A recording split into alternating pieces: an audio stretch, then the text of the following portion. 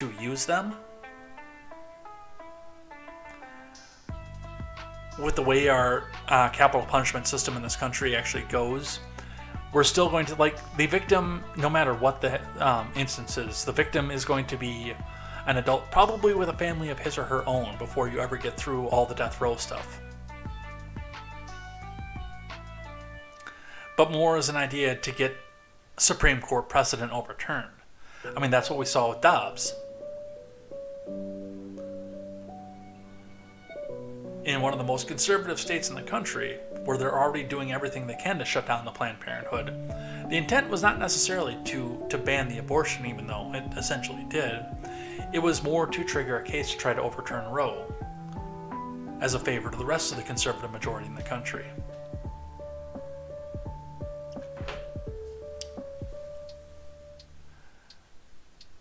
And I do think that we will see other states that come up with a capital punishment idea for this, and they will mostly be hard red states. Mostly because the hard blue states don't have capital punishment.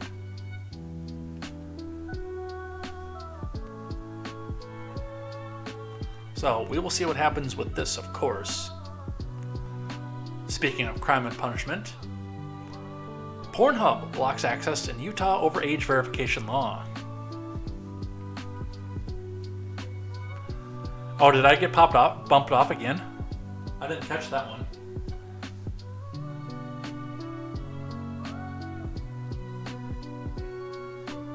Says we got 5 people watching, so.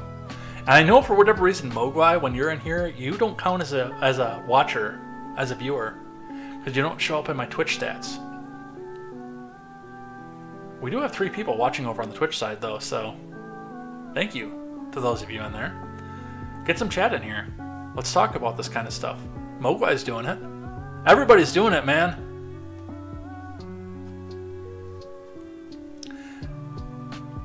We got a few people over on Rumble, too, by the way. From Brian Fung. Some of the internet's biggest adult websites, including Pornhub, are now blocking access to Utah users over a new age verification law that takes effect on Wednesday. Yeah, they don't have an agenda here, do they? Pornhub and other adult sites controlled by its parent, MindGeek, began blocking visitors with Utah-based IP addresses this week. Now, instead of seeing adult content when visiting those sites, affected users are shown a message expressing opposition to SB 287, the Utah law signed by Governor Spencer Cox in March that creates the liability for porn sites that make their content available to people below the age of 18. You know, this is like the pride parades all over again. I forget what state it was. But we had another state out there, and God, I forget what state it was. But the state made a rule that said that you couldn't perform sex acts in front of kids. You could still have your pride parade, but you couldn't do the lewd stuff and the dildos and stuff. Was it Florida? It was Florida. You couldn't do the dildos and the lewd stuff and the lingerie and all the nasty stuff in the pride parade, but you could still have your pride parade because you couldn't have that kind of thing in front of kids.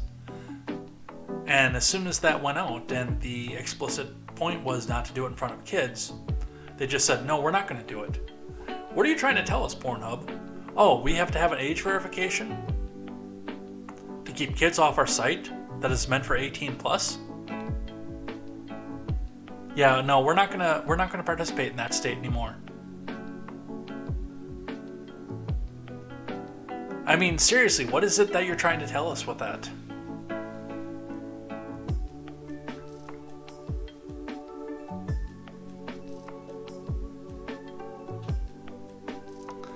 As you may know, your elected officials in Utah are requiring us to verify your age before allowing you to access our website, the message said.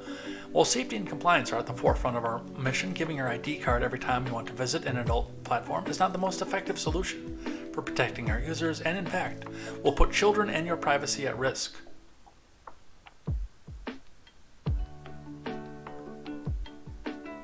But children are going to see that, and I don't necessarily agree with the idea of putting your ID in every time, but it's really the only way to do it. But children are going to get to that point, And they're going to know better than to go put their ID in because they know they'll get caught.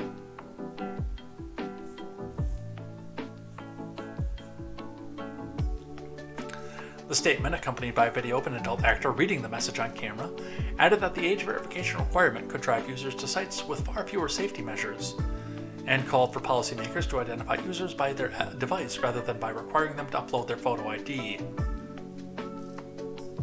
Okay, there's a big problem with that, and that's the fact that most underage people are using a device that's registered to their parents.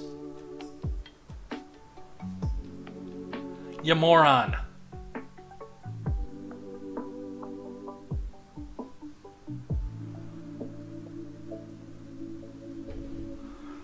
These people. Am I still on the original? No, we did get kicked all the way off. Holy shit. I didn't even see that. Alright, let me get the new live stream up. Yeah, I missed that one entirely. Son of a bitch. Why does it keep doing that? And the fact that we didn't come down off of Rumble is why I didn't notice it right away.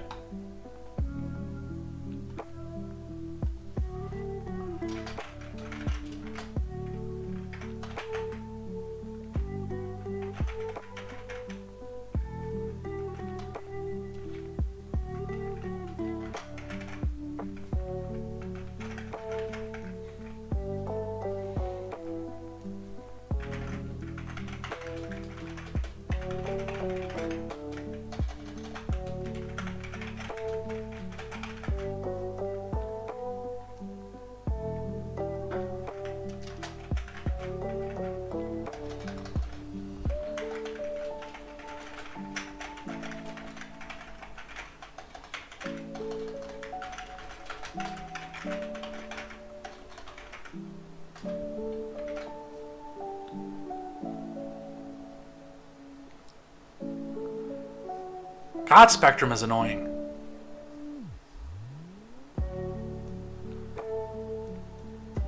We'll be having a conversation with them. I'm going to call in to pay my bill just so I can have a conversation with them about what's causing this and how we can fix that. Because that's unacceptable. Like, it legitimately is.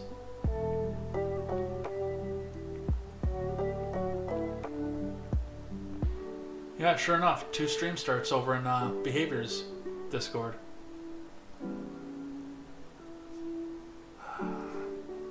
Alright, anyway.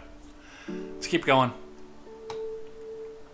Pornhub declined to comment on its actions in Utah beyond the message posted to users in the state, and also declined to address the likelihood of attempts to circumvent the IP address filtering. I mean,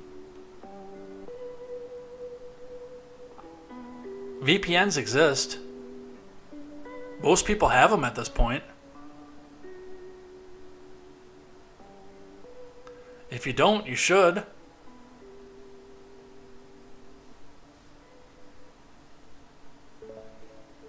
Let's see. Porn sites aren't the only ones to face calls for age verification. State and federal lawmakers have increasingly pushed up to mandate a minimum age for social media too. Last week, U.S. senators proposed a nationwide ban on social media used for children under 13, which is, by the way, again, already against the terms of service for most of these sites, but people still find ways to circumvent them.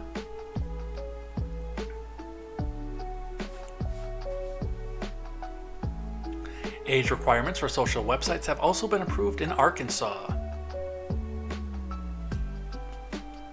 Again, my big problem here is, what are you trying to tell us? Oh, we can't, if we have to make sure that there's not kids on our site in your state, then we're just going to take our ball and go home. That sends a terrible message.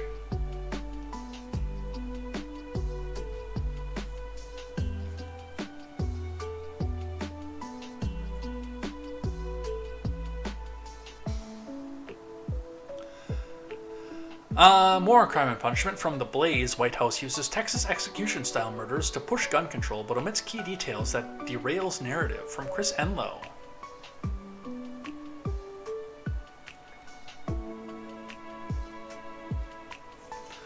The White House omitted a key detail on Monday as officials used a Texas shooting that left 5 people dead over the weekend, having been shot execution style to push for more gun control. Press Secretary KTZed Hire began the press briefing on Monday by noting the victims were murdered by an individual armed with a powerful AR-style rifle, and said that President Biden was briefed on the shooting on Saturday morning, and he and the First Lady are praying for those who were killed in the attack. But, she added, the President believes prayers alone are not enough. Congress must act, because what makes tragedies like this one all the more heart-wrenching are the facts that it is entirely within our power to take these weapons of war off our streets. The majority of Americans and the majority of gun owners support common-sense measures to reduce gun violence, she continued. The President continues to believe that Congress must act without delay. It's not too late to save lives and prevent the next mass shooting. Noticeably absent from KTZed Hire's remarks was any mention of key details about the suspected perpetrator. The suspect, Francisco Oropesa Perez Torres, a Mexican national whom was a history deportation, was allegedly in the U.S. illegally. At the time of the murders, that means he was already legally prohibited from possessing a firearm. Yeah, we talked about that yesterday, too. And as I always say, especially like when they come out and say, oh, Chicago, it's this and that and the other reason. Well, Chicago has the most stringent gun control laws in the country. Start enforcing the laws that are on the books before we start adding new laws. From the Daily Mail. Critics, including Elon Musk, slam Ireland for massive attack on freedom of speech over plans to make it an offense to prepare or possess material on a computer that could incite hatred against someone's gender or religion. From Jim Norton. Controversial new laws targeting hate speech in Ireland have raised fears people could be jailed simply for thinking something deemed offensive. That's been a fear in Ireland for 20 years. Oi, mate, you got a license for that wrong opinion? I guess that's more Cockney than British. 80s kid, you can probably weigh in on this. I know you're somewhere over in the UK. I don't know where, but I know you're somewhere in the kingdom.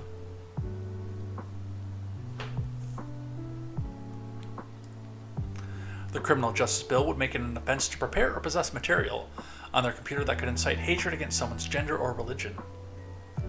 Critics fear it could lead to the creation of thought crime, censoring politically incorrect views, including legitimate discussion over trans rights and the more socially conservative teachings of the Catholic Church. Twitter boss Elon Musk even waded into the debate, branding the bill a massive attack on freedom of speech. It's England. They don't have freedom of speech. No offense, 80s kid.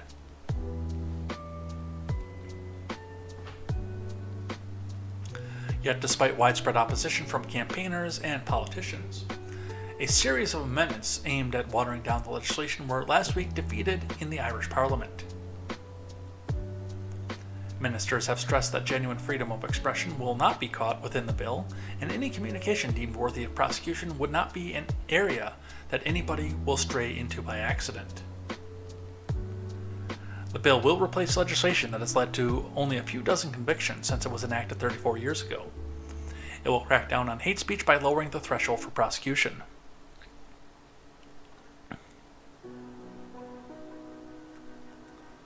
The bill will punish any intentional or reckless communication that would incite violence or hatred against a protected characteristic, which includes gender and religion, with up to 5 years in jail. So, to my Irish audience, if you exist, this will probably be the last time you see me.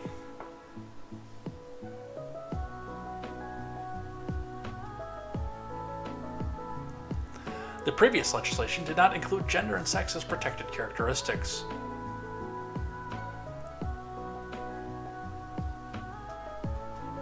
This is what they want for us in the rest of the world. And a little bit of crime and punishment to prove that the guns aren't the problem. Third stabbing in a week near UC Davis leaves campus on edge as officials lift overnight shelter-in-place order. Thank God it wasn't an AR-15 though. From Dina Burnside, Sherry Mossberg, and Dakin Andone. Officials in Davis, California have lifted an overnight shelter-in-place order after they were unable to find a suspect in a knife attack late Monday. The third such incident following 2 fatal stabbings in less than a week near the campus of the University of California, Davis. The startling order not to venture out followed Monday's stabbing, which left a woman in critical condition. That attack was preceded by the killing Saturday evening of UC Davis senior Kareem Abu Najm and Thursday of 50-year-old David Bro at different parks near campus. Authorities are combing through hundreds of tips, but they have not positively linked the 3 attacks, which Davis Police Chief Darren Pytel said in a news conference Tuesday were particularly violent and brazen. This is, under most circumstances, a local news story, but again, just wanted to point out the fact that the evil exists. You can get rid of every weapon in the world, but the evil will still exist, and the first murder was committed by a rock. I don't even know if you can have knives in the UK, speaking of the UK. Now this is California, obviously, but because things like this became so prevalent in the UK after the gun bans, and the evil was still there was a while, and I still have memes on my phone, by the way, of people trying to make a salad by doing a hand chop on the tomato. Because they couldn't have a knife.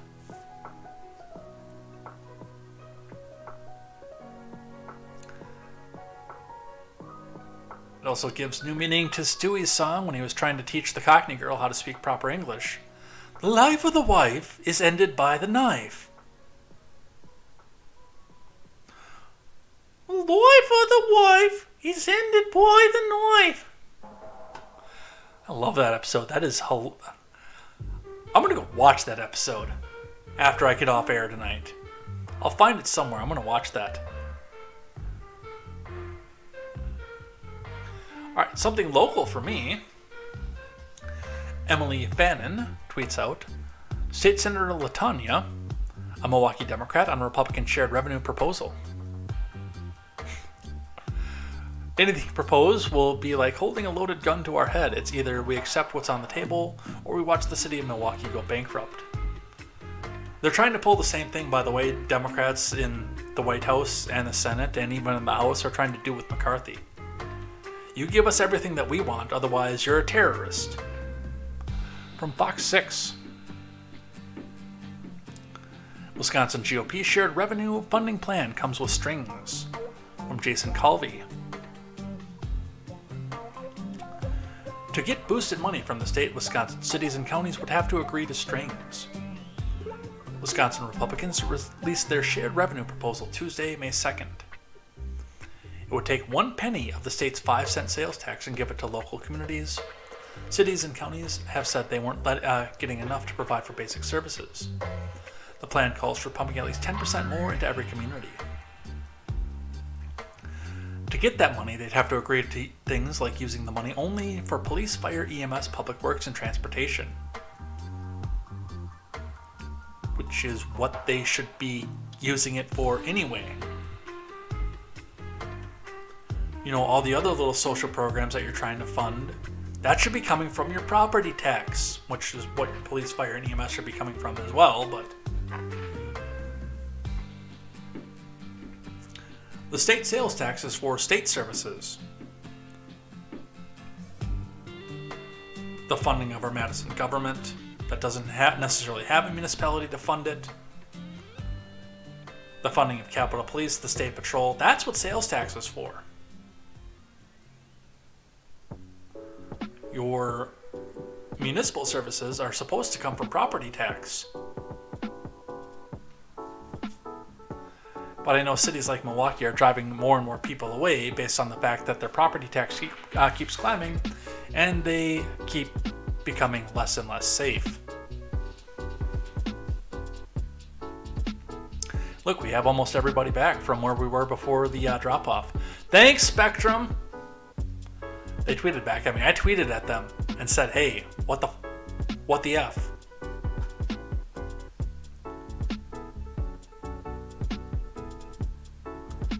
The GOP proposal would allow Milwaukee and Milwaukee County to add to this local sales tax, but voters would need to approve it in a referendum.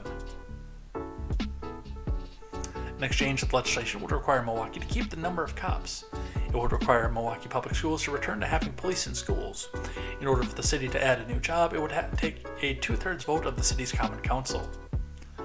Which, that last part I don't agree with. Because again, that should not be a decision made by Madison. Legislators from Adams County and Buffalo County and Greene County and places like that should not be making decisions for Milwaukee. The people of Milwaukee, the voters of Milwaukee, know what's best for Milwaukee. Well, maybe they don't, but regardless, they make their own rules. They have to stew in them.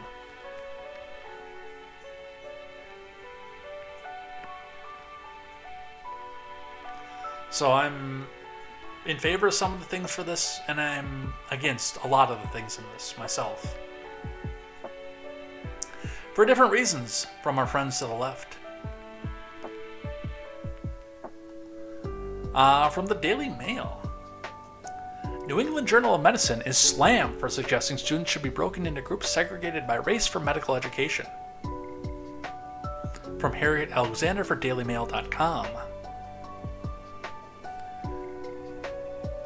The New England Journal of Medicine has been strongly criticized for publishing an academic paper calling for medical students to be taught in racially segregated groups, with the idea condemned as morally abhorrent. You gotta love the fact that we've spent so much time in this country trying to end segregation, and now our friends to the left keep trying to push us back into segregation.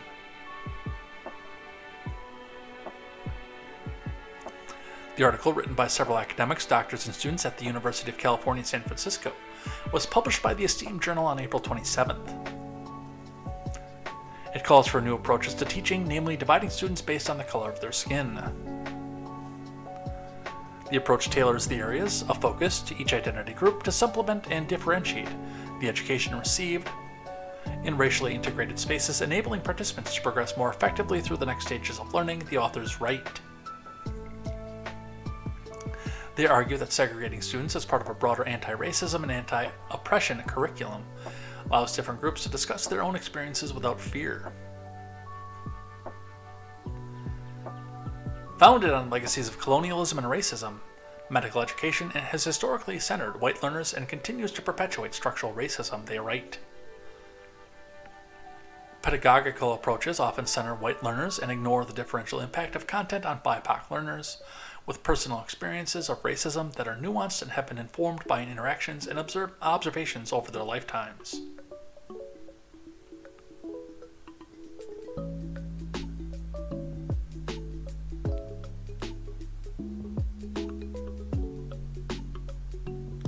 We're really going backwards. Our progressives are taking us backwards, folks. I have no idea how it happened, but that's where we're going.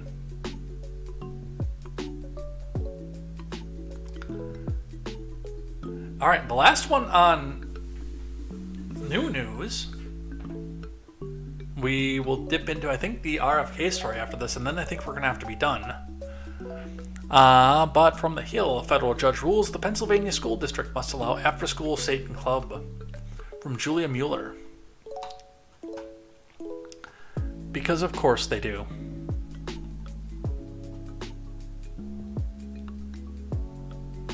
A school district in Pennsylvania must allow students to convene at an after-school Satan Club, a federal judge ruled on Monday. In a victory for free speech and religious freedom, a federal court has ruled that the Sauson Valley School District must allow after-school Satan Club to meet in district families, the ACLU announced. In a Monday filing issued in the U.S. District Court for the Eastern District of Pennsylvania shared by the ACLU, a judge found that here, although the Satanic Temple Incorporated's objectors may challenge the sanctity of this controversial named organization, the sanctity of the First Amendment's protections must prevail. The school district must allow for the after-school Satan Club, which is sponsored by the Satanic Temple, to meet during the school year on 3 previously agreed-upon dates, but it won't have to distribute permission slips for the club just for students to take home, according to the filing. The National ACLU, the ACLU of Pennsylvania, and Deckard LLP filed the suit against the school district on behalf of the Satanic Temple in March, arguing the district violated the First Amendment by prohibiting the club from meeting in the district's facilities. The district argued they prohibited the club because permission slips didn't make it clear the club wasn't district-sponsored.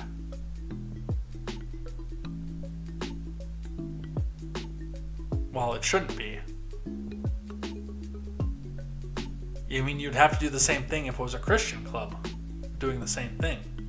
And arguably, honestly, I would argue that the Christian club and the Satanic club, neither one of them should be allowed to be used on state property, on a state school. But if one does, they have to go back and let the other one. So, because they can't, by separation, well, not necessarily by separation of church and state, but they can't endorse one religion over the other, is the problem. So, and even like Satanism, it's a for-profit entity, number one, and number two, I mean, it's intellectual atheists is what it is. They're not actually worshiping Satan. They're just denouncing full-on religion in and of itself. So, but again, under both instances, it shouldn't be on the main school grounds. But have fun, Pennsylvania.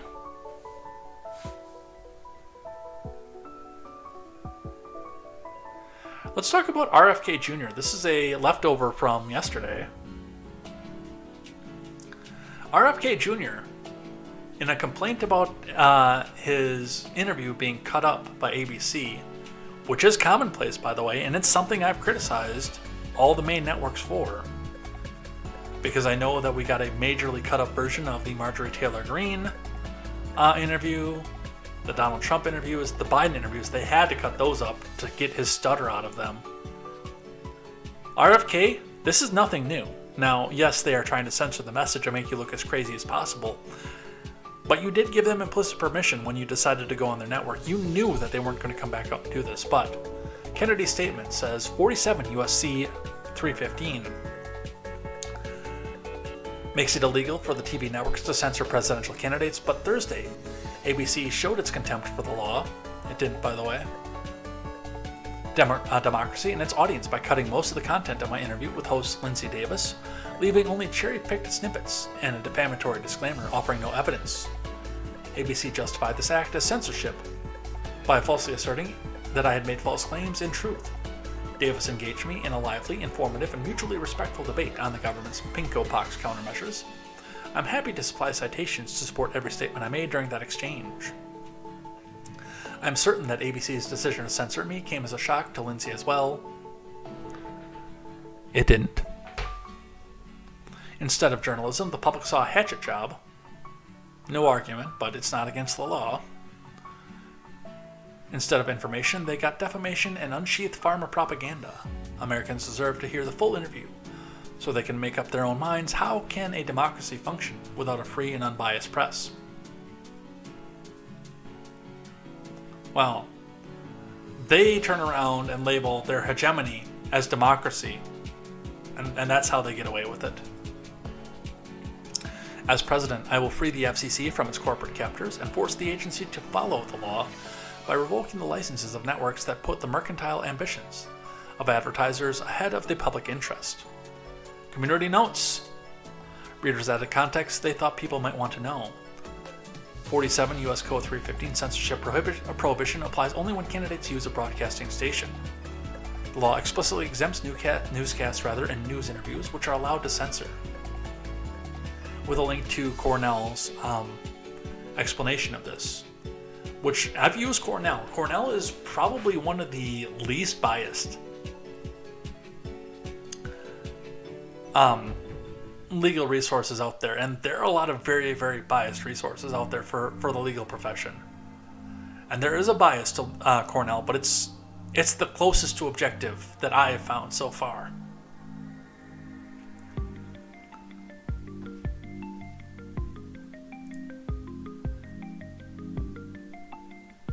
And by the way, again, one thing to point out, and this is why a lot of people are so surprised that the Donald is sitting down with CNN, is the fact that sitting on that network, you are giving them implicit permission to cut up your interview to make you sound like and say whatever it is that you want. You should be going to New Tech and talking to people on New Tech who will let you go back and stream freely. Ask Kokesh how I let people stream. We were live. Every second of that was raw. He even smoked grass on my stream.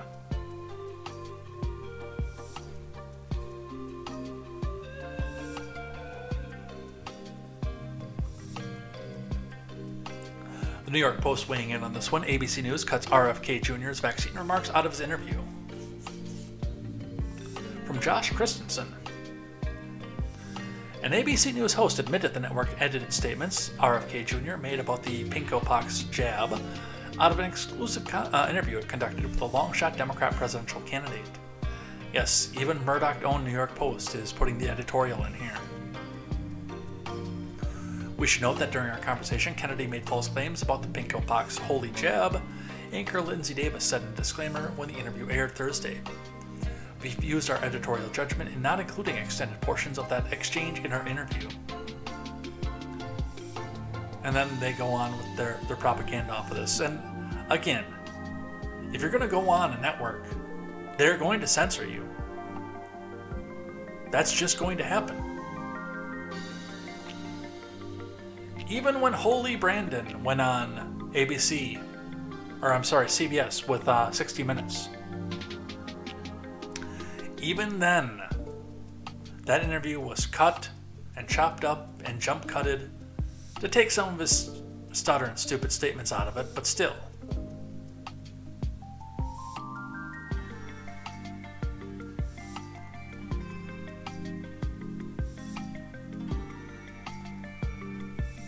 From the Daily Wire.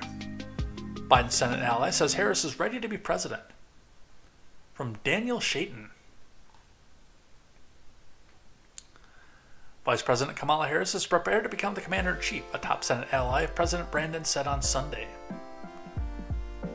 Chris Coons of Delaware made the comment during an interview less than a week after Biden announced his 2024 re-election campaign, with Harris once again as his running mate. And by the way, if he wins, there's almost a 100% chance that she takes the helm at one point. Let's watch. The vice president's ready to run and ready to be president should that ever happen. I know our president has great confidence in her, and so do I. Biden chose to stick with Harris as his running mate despite her poor approval ratings because that's what the DNC told him to do. An inability to shake the view by critics that she did not take seriously her role as leader of the Biden admin's efforts to tackle the migration challenge. Because she didn't.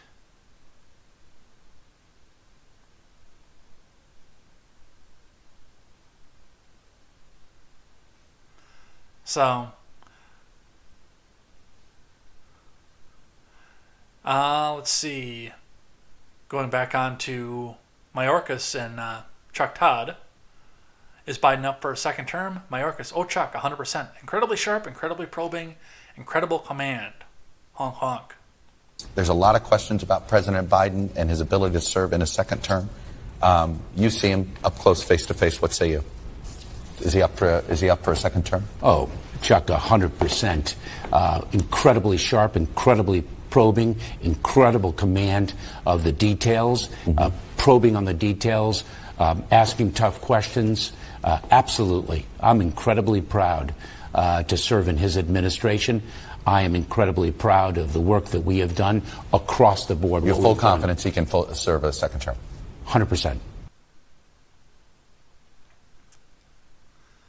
So, we got one person saying he can make a second term. I don't believe it for a second. And the other one saying that, no, Kamala is ready to run. She's ready to be the president. By the way, one thing with that, and we're actually, I think, going to tie up on this one here. I want to go through a little bit more of this, but we are out of time for the night, unfortunately. Which is code for I'm really hungry and I want to go eat some chicken. I got from our local grocery store a marinated ranch chicken that is going to go into the oven as pretty much as soon as we're off the air here. And I'm really excited for it. Really excited for it. But one thing I want to touch on before we do rules of acquisition and head out of here for the night is the fact that Kamala Harris becoming the president, assuming the role, making her the first female president ever in history of the United States, is actually a terrible, terrible image for young girls who want to get to the presidency. Because remember, Kamala Harris could not be elected to her position. She tried. She was one of the first candidates out after Tulsi Gabbard sank and sharpened her claws into Harris. One of the absolute first ones gone. And she had a piss poor approval rating before that. In a time of defund the police, she was a cop. A lot of people forget about that fact. As the DA, she is de facto a police officer.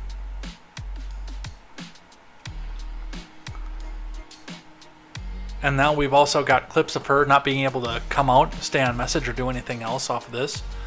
But on top of that, somebody who was going to be the first female president who couldn't even get elected.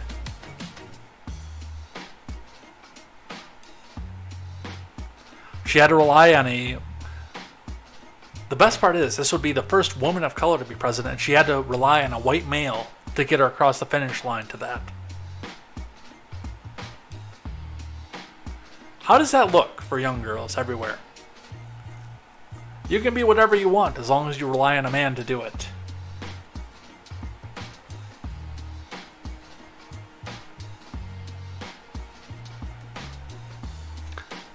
I mean, they're going to do whatever they can to get into the history books.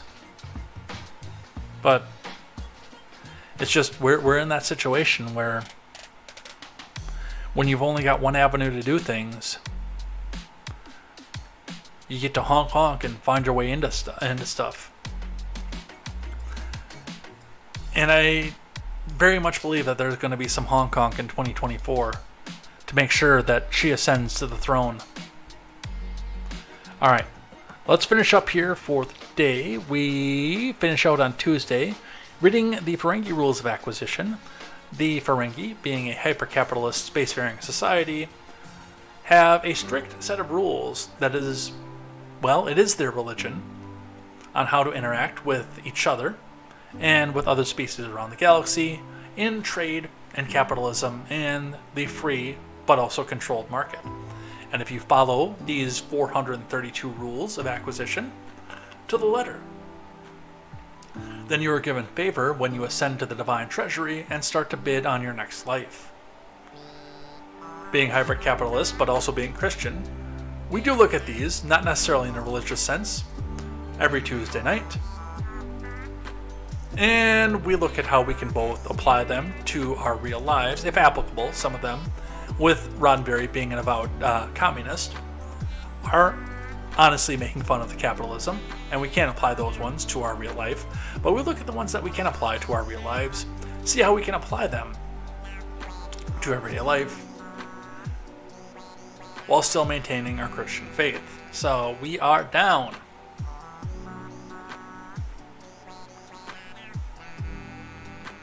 We're getting through them in a hurry, especially with a lot of these rules not being in regular canon. And there being holes in the list no matter what.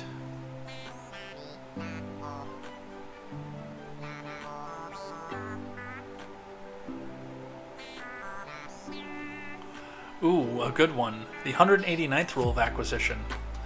Let others keep their reputation. You keep their money. This is not a canon source. This is from the Rules of Acquisition, a reference book to go along with Deep Space Nine, which fills in some of the holes of some of the known and unknown rules of acquisition. So, there comes a time in Sail where, again, and a lot of these around this area of the rules of acquisition have to do with stretching the truth a little bit to keep things and to keep selling things. But when you look at something like this, let others keep their reputation, you keep their money. There are people out there who will, like, they have to be up in society, they have to be upstanding both in money, but also in the latest trend, and also how they conduct themselves. They can't be seen cavorting with people, especially if they have some sort of vice. A lot of this happens with illicit drugs. But it can be things like video games, it can be things like broadcasts. There are a host of other things other than illicit drugs that this can be. And if you are the person who happens to be the vendor of said vice, it puts you in a precarious position. Now, of course, your purchaser can never be seen with you, because that would destroy that person's standing in the community. But he's still going to come to you to try to feed the vice that he's looking for. And again, this doesn't even have to be something illicit. It could be something that could tarnish a person's reputation, or, be completely legal, but still something that the community will look down on, and that's where the reputation side of things come in. But if you are the one that's providing that and he needs it, he's going to come to you. Yes, he'll do it in secret. And yes, he will denounce you for selling it. But you're still getting that person's money. So yes, let him keep his reputation. Don't drop the ball on him either, by the way. Don't come out and tattle on him. Because he can keep his reputation, and he'll keep you as a vendor. And you'll continue to keep his money. So, with that, we finish up the rules of acquisition, and we're heading out of here for the night. And I am going to yell at Spectrum. I'm looking forward to that. That's unacceptable. That's twice within a week. That is absolutely twice within a week, and I'm not going to put up with that. Especially living in an area where there actually is options. So, we'll be talking about that. Hopefully we won't have to deal with this for a little while here, but with that, we're out of here for the night. Let's find some outro music, and let's head out of here. I'm going to make some chicken, and then I'm going to call him Yell at Spectrum. I'm excited. Are you excited?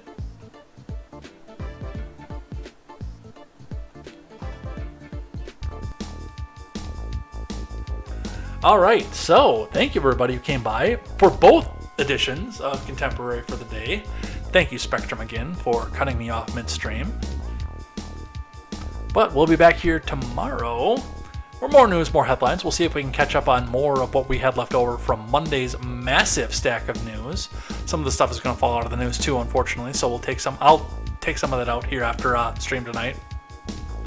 But we will see you here tomorrow, same time, same channels for more news, more headlines, and more contemporary.